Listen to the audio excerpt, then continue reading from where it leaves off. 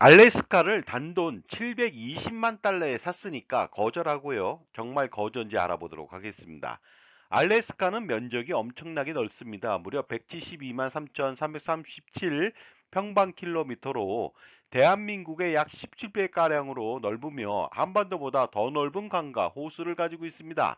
알래스카는 철강석, 금이 풍부하며 전 세계 부존량의 10%에 달하는 석탄과 석유, 천연가스를 또 가지고 있죠.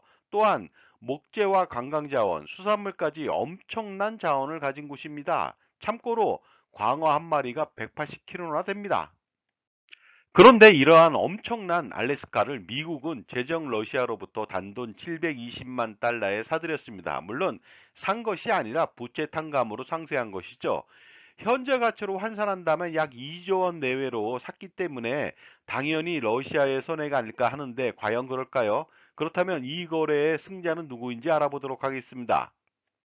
1867년에 720만 달러를 주고 샀으니까 러시아는 720만 달러를 지금까지 투자했다고 가정해 보도록 하겠습니다. 투자 리스크가 있기 때문에 예금만 했다고 가정해 보죠. 만약 연 10%의 예금을 했다면 지금까지 157년간 불어난 원리금은 얼마나 될까요? 식은 이렇습니다.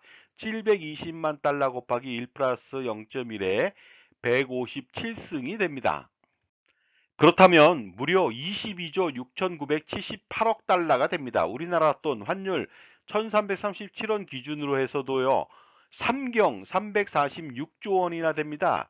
이 정도라면요. 2024년도 우리나라 예산이 612조 원이기 때문에 50년간 쓸 수 있는 예산입니다. 엄청난 금액이 아닐 수 없겠죠. 그런데 만약에 예금 이자율이 10%가 아니라 15%라고 한다면 어떨까요? 과거에는 이보다 더 높은 이자를 지급했었습니다. 그렇다면 식은 이렇습니다. 720만 달러 곱하기 1 플러스 0.15에 157승. 이렇게 된다면 2경 4,372조 달러나 됩니다. 우리나라 돈으로 무려 3,258경 5,533조 원이나 되다 보니까요. 우리나라가 53,244년 동안 쓸 수 있는 예산이 됩니다. 알래스카의 가치가 수조 달러 이상이 되지만 역시 러시아가 더 많은 돈을 벌 수 있는 거래를 한 것이죠. 이번에는 루이지애나는 어떤지 알아보도록 하겠습니다. 루이지애나는 프랑스로부터 1803년도 1,500만 달러를 주고 매입했습니다. 면적은 13만 4,382 평방킬로미터로 대한민국의 무려 1.3배나 됩니다. 현재 가치는 이렇습니다.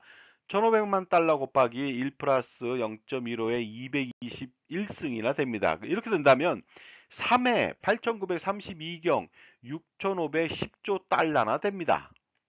이 돈은 우리나라 돈으로 5205회 2954경 4449조 원이나 되다 보니까 당연히 프랑스가 더 좋은 거래를 한 것이죠. 우리나라가 8억 5,053만 년 동안 쓸 수 있는 예산액과 동일합니다. 놀랍죠? 마지막으로 맨하튼을 알아보도록 하겠습니다. 맨하튼은 1626년도 인디안으로부터 네덜란드 상인이 단돈 24달러에 매입했습니다. 식을 보겠습니다.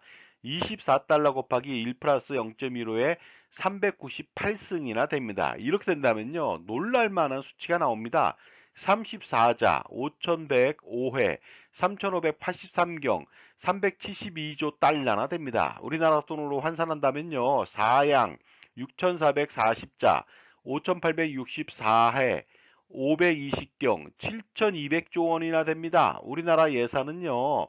이거를 쓰게 된다면 무려 75조 년 동안 쓸 수가 있는 엄청난 돈이 아닐 수 없겠죠.